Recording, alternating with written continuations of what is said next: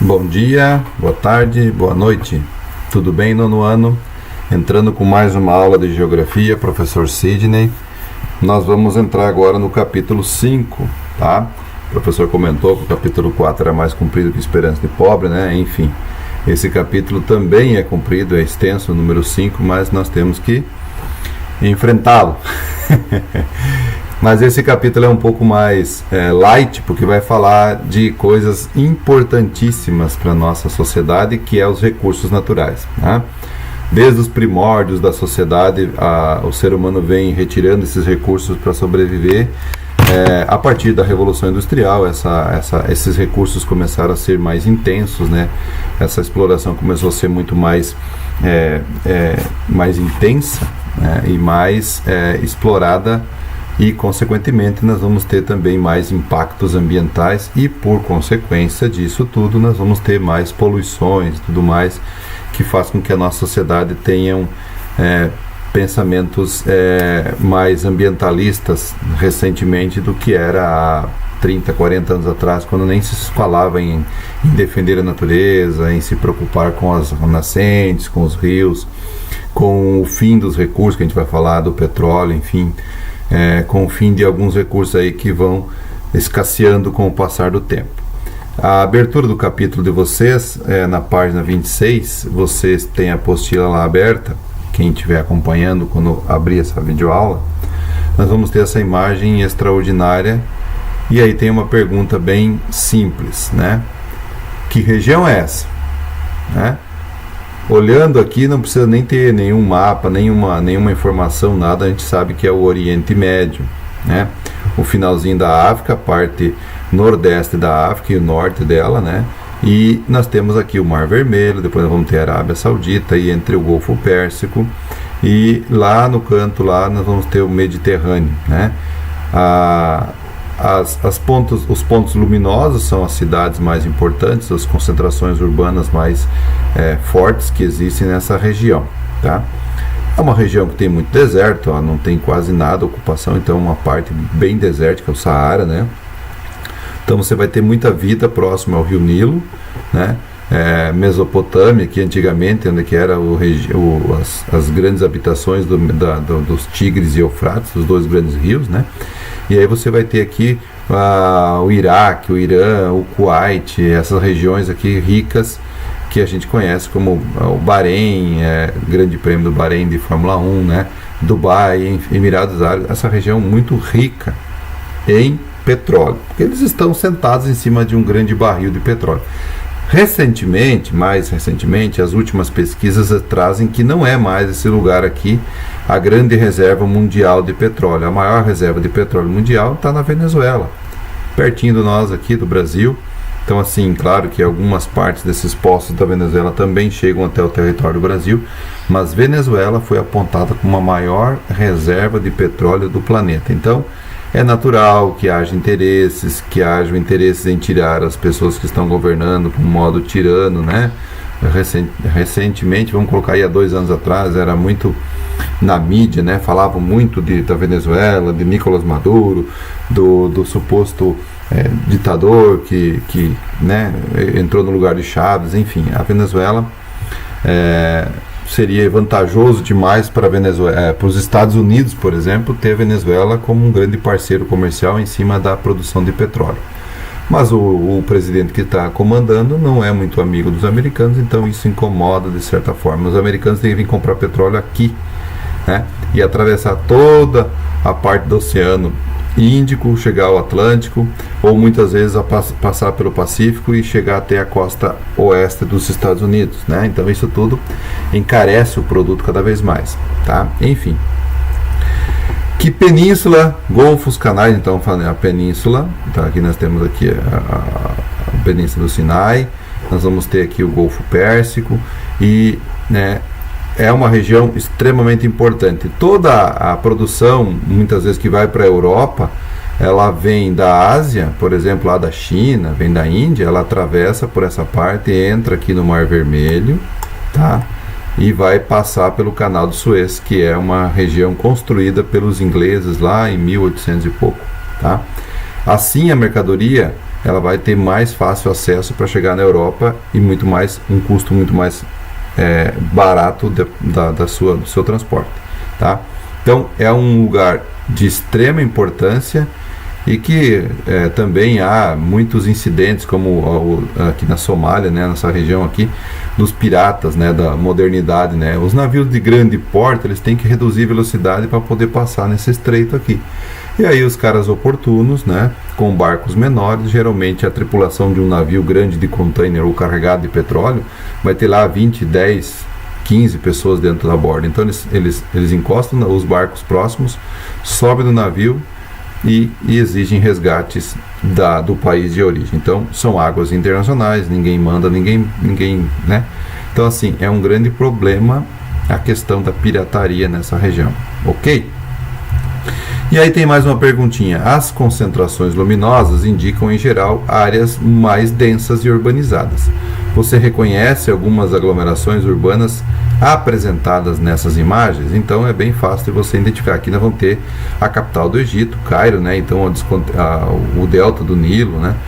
Aqui nós vamos ter aquela parte mais truculenta de toda a história, né, que é Jerusalém, a Síria, nós vamos ter mais acima aqui, a Iraque, né, Kuwait, né, Bagdá no caso, né, e aqui nós vamos ter aquelas riquíssimas cidades, né, com aqueles prédios enormes lá que o petróleo possibilitou isso a eles. Então, até aquelas ilhas, né, artificiais criadas lá em Dubai.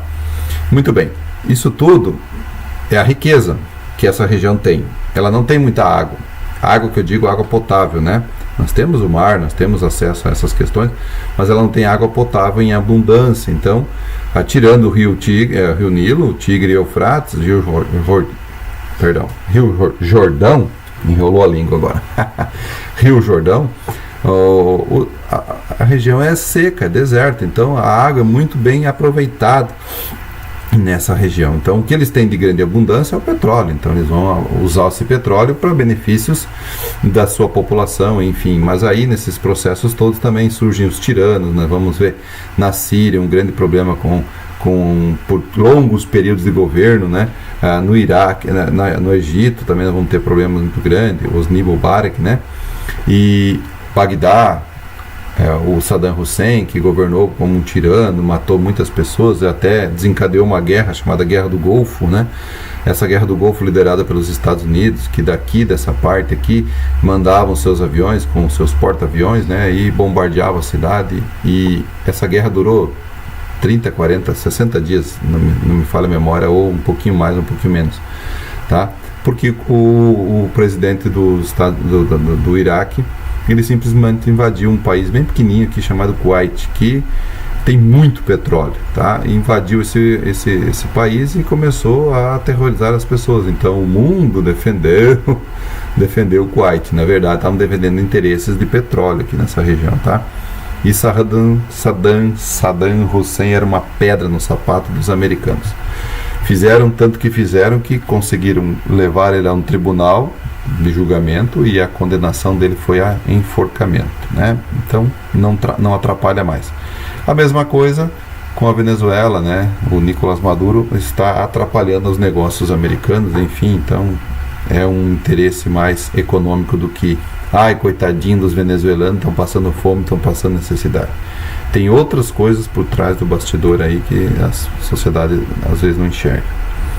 Que recursos minerais tornam essa região uma das mais estratégicas geopolíticas do mundo? Era bolas, petróleo, combustível fóssil, né? É o que move toda a sociedade atualmente, né? Claro que uma porcentagem menor nós estamos tirando aqui agora de energias renováveis, né? No caso, uma hidrelétrica, da água, né? Do vento, da energia solar, mas o grande motor ainda do mundo é em cima do petróleo, é uma fonte de energia muito utilizada por toda a sociedade que existiu nesse planeta, tá?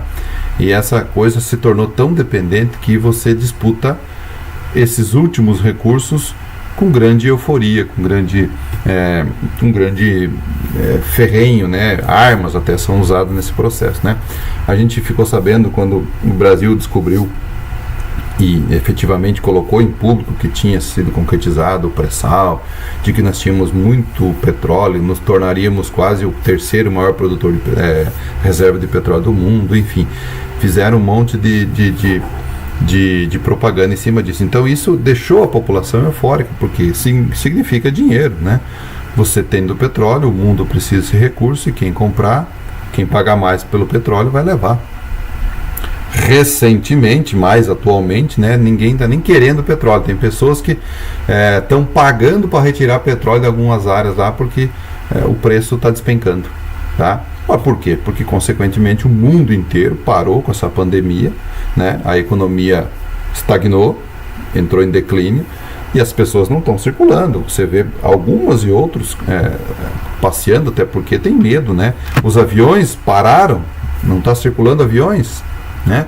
Foz do Iguaçu, a gente vê cruzar algum avião aqui no nosso espaço aéreo? Poucos. No domingo tem um que fica passeando aí, mas é um avião monomotor pequenino, né? Então, assim, essas coisas todas fazem com que reduzam. Alguns espertos estão comprando petróleo, estão estocando onde puder, né? Eu estava vendo uma reportagem que na Bélgica, não sei se me falha a memória, os caras estavam estocando em antigas minas de carvão, enfiando o petróleo lá dentro, tá? Enchendo as minas de carvão, antigamente buracos abertos, e enchendo de petróleo, porque uma hora ou outra esse petróleo vai voltar a ser consumido, e quem tiver esse petróleo, por consequência, vai ganhar muito dinheiro, ok? Então, dando continuidade, então, é o petróleo que move toda essa disputa aqui. Como se fala assim, geralmente se coloca o Oriente Médio como um grande barril de pólvora, né? Porque hora ou outra a gente ouve falar de notícias sobre essa região, mas ultimamente, né, não vem dando espaço na mídia para que isso seja falado. Tem outros interesses na nossa mídia local que traz mais ibope do que falar de briga lá no Oriente Médio. Agora não é interessante falar, embora o mundo esteja rodando, né, as coisas estejam acontecendo. Ninguém tá abrindo só a caixinha do Brasil. Agora vamos abrir a caixinha do Brasil e vamos falar do Brasil. Não, as coisas estão acontecendo no mundo, só que para a sociedade nossa agora, ou os meios de comunicação da nossa sociedade, é mais conveniente falar dos problemas políticos do Brasil. Estão nem aí para o resto do mundo, né? Então é interessante falar do Brasil, porque isso dá ibope, isso dá margem para as pessoas ficarem grudadas nas telinhas, né, e ficar antenados nos rádios para escutar o que estão falando. O que vão falar hoje do governo, ou o que vão falar hoje do Supremo Tribunal, ou o que vão falar. Vocês ouviram falar ainda da Operação Lava Jato? Murchou. E aí? Né? Aquela euforia toda, cadê? Acabou, né? E isso é um problema sério para a nossa sociedade, né? As pessoas, elas gostam de ser momento, é o momento que rege o ibope dessas emissoras, dessas rádios e tudo mais. Enfim, continuando a nossa matéria, o objetivo desse capítulo para nós aqui é apontar os recursos naturais mais estratégicos. Quais são os mais estratégicos? Carvão, né? É uma fonte de energia muito utilizada na Ásia, principalmente pela China, e que, consequentemente, tem um impacto muito mais danoso à natureza, porque ele é altamente poluente, né? Os gases liberados, quando você queima ele, você acaba isso mandando tudo para a atmosfera, e ele vai acabar caindo de forma de chuvas ácidas, enfim, vai acabar poluindo outras áreas que muitas vezes nem sequer tem indústrias, né? A China, por exemplo, muito se fala da China, né? Quando os ventos sopram para o mar, leva tudo lá para o lado do Japão, para áreas que nem sequer tem tanto, assim, não se preocupam com a natureza, mas sim em produzir coisas mais alternativas, né? E acaba poluindo esses lugares. Identificar os aspectos econômicos da exploração dos recursos naturais, em especial os energéticos, como parte essencial da geopolítica europeia e asiática do século XX e do século XXI, tá? A necessidade desse controle desse petróleo, desses gases, dessas áreas de recursos naturais, até geraram conflitos, geraram guerras, né? A Segunda Guerra Mundial tem um bastidor muito grande entre a Alemanha e a França, por consequência de um território bem famoso que a gente viu em história, né, Alsácia e Lorena, que tinha muito e que tem ainda muito recurso natural, no caso o carvão, e que era uma fonte de renda extremamente importante para aquela região. Tá? Estimular uma reflexão crítica, e aí nós vamos na parte crítica, então que até guerras acabaram gerando, não foi bem por esse motivo, né, mas também entrou no pretexto, enfim, a guerra aconteceu. Então, a primeira informação traz aqui para nós, ó, recursos naturais são todos os são todos os bens úteis encontrados na natureza, aqueles que têm valor econômico para a sociedade humana. Então, tudo que nós retiramos da nossa terra, dos recursos naturais, eles têm valores econômicos. Uns mais, outros menos. Os que são mais buscados, mais requisitados, eles vão ter um valor muito mais elevado. Por exemplo, um diamante, um ouro, né? E aí você vai decaindo, né? E pela necessidade, o petróleo, né? Que é muito importante para movimentar toda essa engrenagem econômica da sociedade, né? Desde um automóvel, de um caminhão, de um avião, de um navio, de um trem, né? De tudo que a gente, fora os componentes paralelos ao petróleo, que é o plástico, que a gente tem infinidade de produções em cima dessa gama que é o petróleo. Não só o combustível, a gasolina, o diesel, né? Você tem os lubrificantes, você tem a parte da produção de plásticos, enfim, na indústria bélica, na indústria farmacêutica, muita coisa é retirada do petróleo. Um só recurso, né? Um só recurso mineral. Bom, e depois nós temos o ferro, nós temos o níquel, o cobre, estanho, a pedra, no caso a rocha, não pode falar pedra, né? As rochas que são utilizadas para a fabricação de edifícios, de casas, do barro, da argila, né? Que é fabricado o porcelanato, né? Então da areia, que depois é fabricado o vidro, e olha a quantidade de coisas que a gente pode retirar da natureza. Então esses recursos, os que são mais em escala de menor ou mais difíceis de você ser explorado, você gera uma atenção maior em controlar esses recursos, né? Quem controla tal fonte de recursos? Quem é o país que tem mais isso? Vocês ouviram falar muito no Brasil, quando falou assim, o Brasil tem a maior reserva de nióbio do planeta, né? E aí? Ninguém falou mais nada disso, né? Como é que está sendo? Vai ser explorado isso? Não vai ser explorado? Onde é que está sendo utilizado esse recurso? Para que serve o nióbio? Tudo, enfim, tá? Muito bem.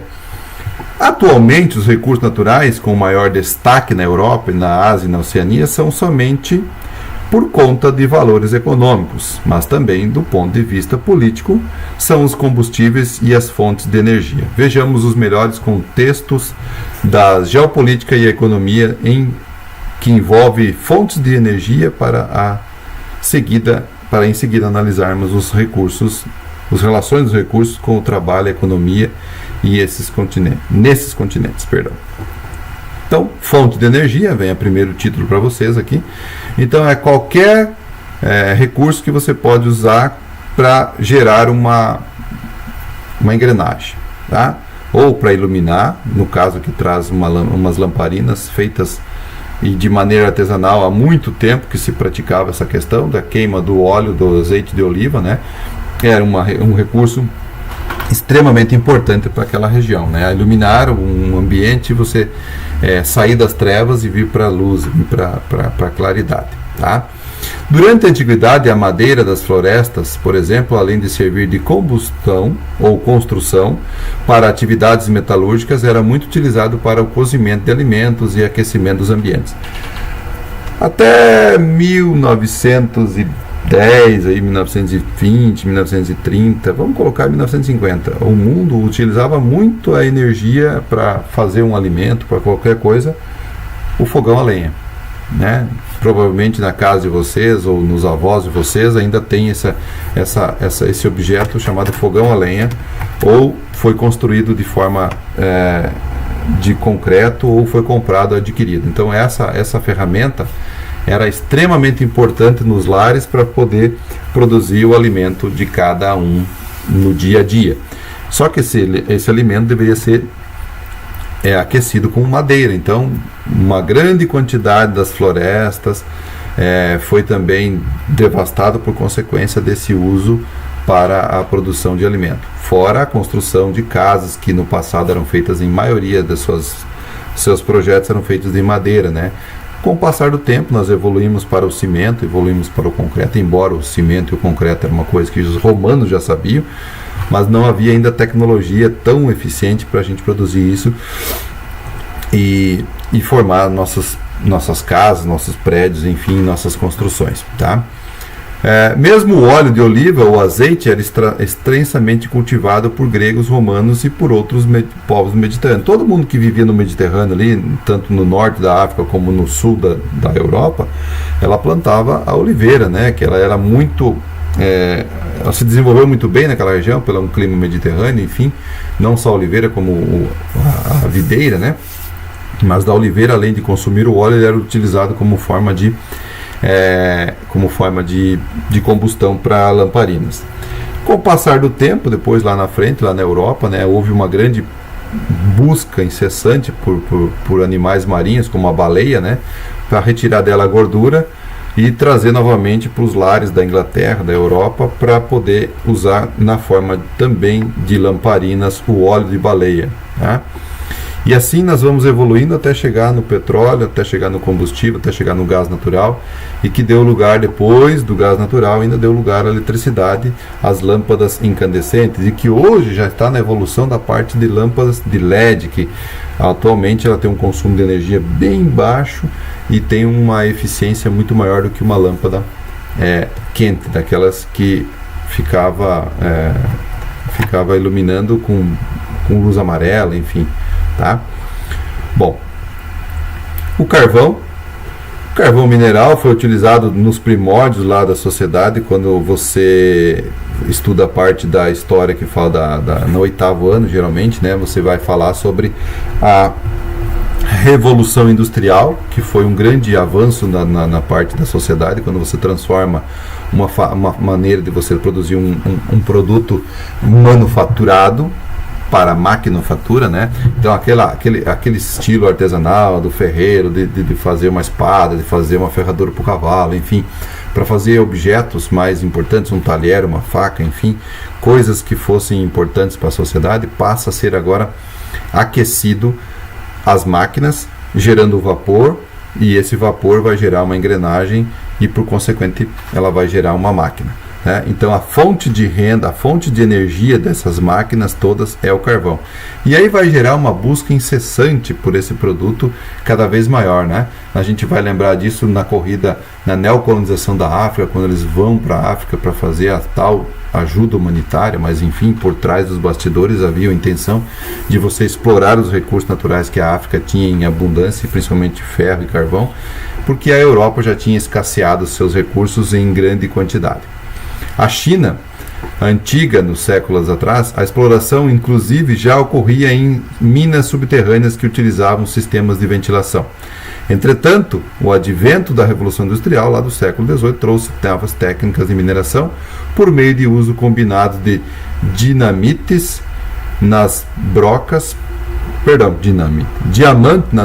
de perfuração, dinamite para explosão e trilhos instalados para acessar mais profundamente essas minas. Então, o dinamite a pólvora, né? Então tudo isso vai fazer com que haja uma evolução. Tudo isso para buscar cada vez mais recurso para sanar a necessidade da população humana, que cada vez mais ansiava por produtos, tá? Não que os produtos eram descartáveis na época, né? Na época se fazia um produto para ele durar muito tempo. Essa era a propaganda de uma empresa, né? Quanto mais durasse o seu produto, mais a empresa tinha respeito e respaldo na sociedade. Hoje em dia, né, se uma empresa fazer um produto para durar por muito tempo, o que vai acontecer com essa empresa? Ela vai parar no tempo, ela vai estagnar, ela não vai ter consumo. Então nós estamos vivendo uma sociedade extremamente consumista, e essa sociedade é extremamente dependente da indústria. Recentemente, é visível, a sociedade toda carece de coisas que cada vez mais estão encantando a população em relação às propagandas e ao consumo, né? Às vezes você está comprando o iPhone 11 lá, por exemplo, e já nem aprendeu a usar ele ainda. Agora que eu comecei a aprender a fazer alguns recursos aqui dentro, nossa, já lançaram o iPhone 12. Aí quando eu compro o 12, eu começo a aprender ele, o iPhone 13. E assim a evolução é muito rápida e você não consegue acompanhar o ritmo de aprendizado dessa tecnologia. Então assim, nós estamos cada vez mais reféns desses produtos, e sem contar que eles não são duráveis por muito tempo, tá? Um exemplo só, né? O professor tem isso aqui porque eu ganhei da minha filha, eu troquei com a minha filha. Ganhou de presente de 15 anos, então assim, foi uma coisa pensada e muito tempo planejada para ser comprada, e agora, se eu não fizer umas atualizações, ele vai ficar defasado, e por consequência disso eu vou ser obrigado a trocar ele. Então a indústria me força a criar uma nova maneira de consumir, porque eu me torno dependente desse produto. E se eu não tiver atualizado, eu vou perder todos os meus dados aqui dentro, então eu sou obrigado a comprar um novo recurso, um novo aparelho mais moderno, porque o antigo já está sucateado, defasado. Então assim, se vocês forem na casa das avós de vocês, ou até provavelmente a mãe herdou, você vai encontrar lá uma máquina de costura que, se tiver feita a manutenção perfeita dela, vai estar funcionando perfeitamente, tá? Então assim, são coisas que com o passar do tempo elas perderam o valor assim de durabilidade, né? Hoje em dia é descartável. Usou um ano, 6 meses, às vezes até 2 anos, ou no mais tardar 3, ele vai entrar em decadência, né? O sapateiro, quando fazia um sapato, ele era para durar muito tempo, tá? O que aconteceria? Furaria a sola, mas a questão lateral, aquela parte ali, ela estaria intacta, tá? Hoje não, você compra o sapato hoje, ele vai durar aí, dependendo da intensidade do seu uso, ele vai durar no máximo aí 6, 7 meses, 1 ano no mais tardar. Então assim, nós temos uma sociedade extremamente consumista, tá? O que era para ser feito para durar no passado, agora é feito para estragar, ok? E aí, voltando àquela questão do carvão, que ele era muito utilizado na indústria, ele foi o divisor aí de ascensão da indústria inglesa, francesa, depois se estendeu para a Alemanha, depois foi para o Japão, para os Estados Unidos, né? E no Brasil chegou na década de 50, quando a gente trabalhou essa parte lá, e vai falar um pouquinho mais em história, né, de Getúlio Vargas, quando ele traz a indústria para o Brasil, quando ele cria a Petrobras, quando ele faz aquela história magnífica do Brasil de ter uma empresa genuinamente brasileira, mas que tem recursos extremamente importantes, tá? E aí o Brasil entra no cenário mundial de produção de ferro também, porque quando o Brasil participou da Segunda Guerra Mundial, ele teve algumas alianças com os Estados Unidos, e um dos benefícios foi a criação de uma siderúrgica, a CSN, que até hoje é uma siderúrgica que derrete o minério de ferro e faz as chapas, faz os moldes, faz tudo que você usa na utilização de sua casa aí, com o alumínio, enfim, o ferro, o aço. Os carros que a gente circula na sociedade, eles provêm da mineração e do ferro. Claro que outras usinas foram criadas, mas o Brasil iniciou o processo de industrialização, se consolidou como um país industrializado quando ele quando ele adquire essa siderúrgica no Rio de Janeiro, a CSN. E isso coloca o Brasil no cenário mundial. E depois vem depois de Getúlio Vargas vem Juscelino Kubitschek, que cria a indústria automobilística, uma coisa impensável na época para o Brasil, né? Produzir carros. Mas esses carros, temos que lembrar que não eram nenhum elaborado aqui no Brasil, era apenas montado aqui no Brasil como forma de montadora.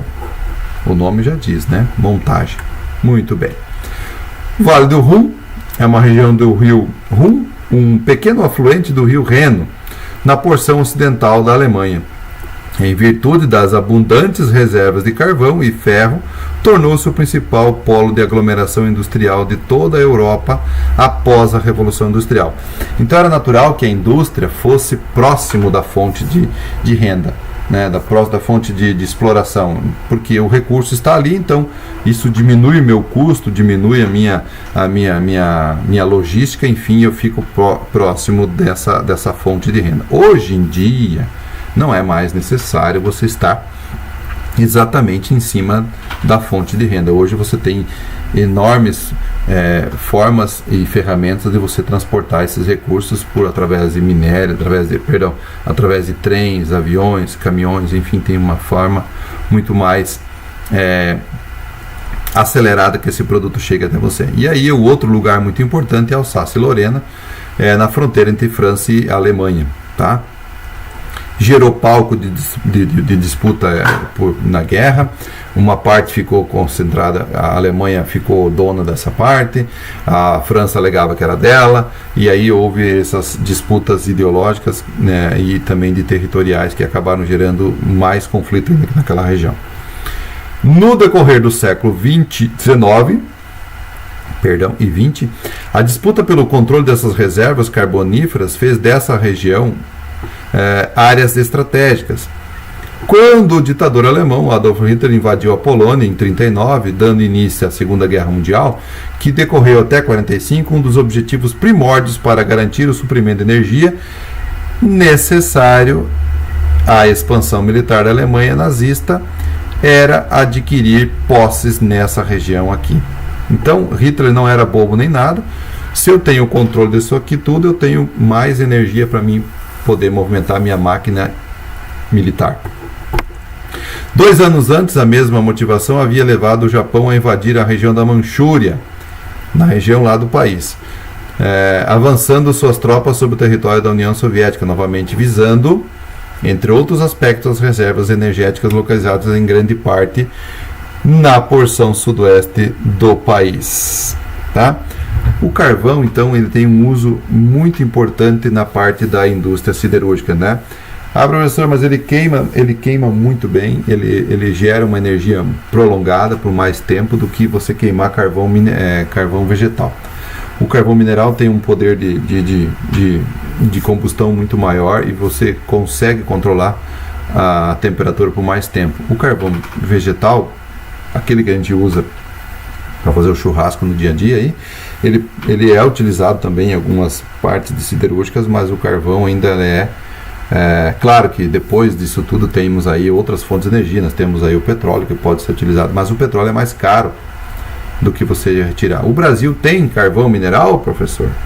Nós temos as grandes reservas nossas, mas é lá na região de Santa Catarina, na cidade, especificamente na cidade de Criciúma, na cidade de Siderópolis, na cidade tem outra, Veneza, Nova Veneza, enfim, aquela região ali, aquele solo ali tem muito carvão, mas que também foi grande exploração lá na década de 60.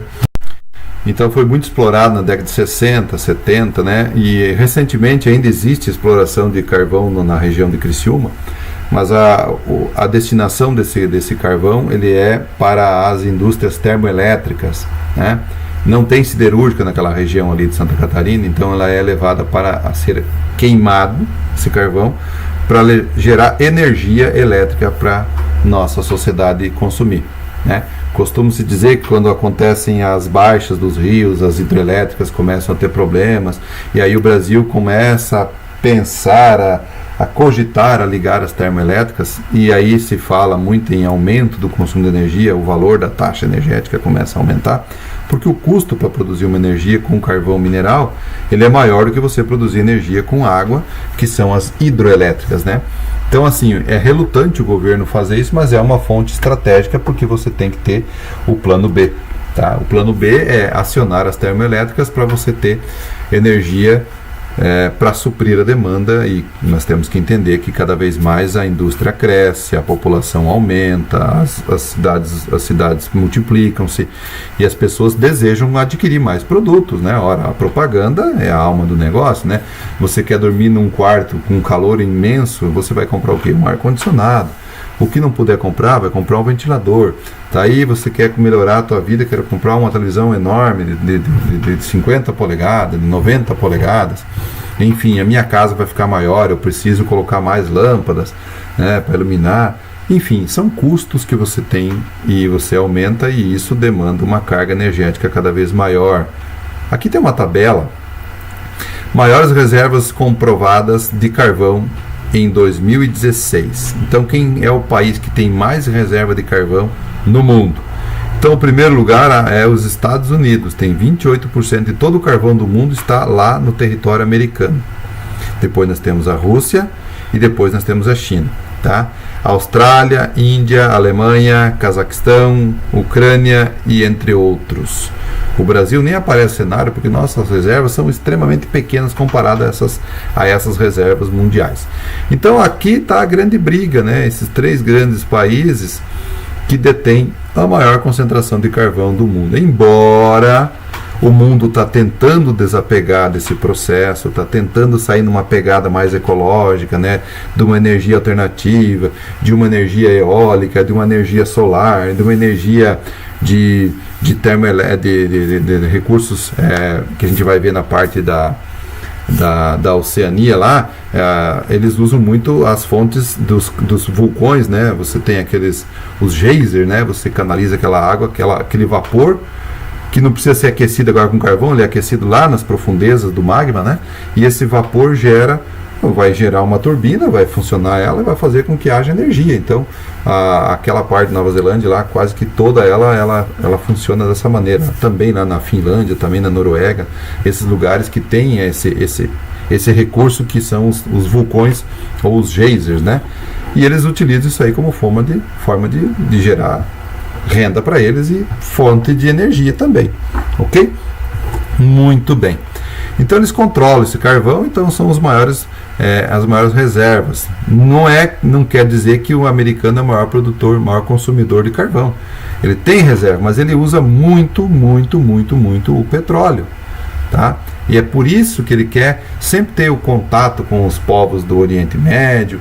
Ele quer fazer essa interseção aí junto ao governo da Venezuela, fazer com que a Venezuela tenha um governo mais flexível, para que ele possa comprar o petróleo deles, enfim, para que tenha acesso a essas coisas. Eles são os maiores produtores de petróleo e os maiores consumidores de petróleo também ao mesmo tempo, tá? A economia deles é muito forte em relação ao resto do mundo e, por consequência, ela consome também muito combustível. E isso tem que começar a repor esses combustíveis que é em outros países. Ok? A gente vai dar uma pausa aqui nessa aula e volta na parte desse capítulo, a parte 2. Essa seria a parte 1, uma introdução, uma abordagem para a gente não ficar muito extensa a aula, beleza? Muito obrigado a todos. Tchau, tchau.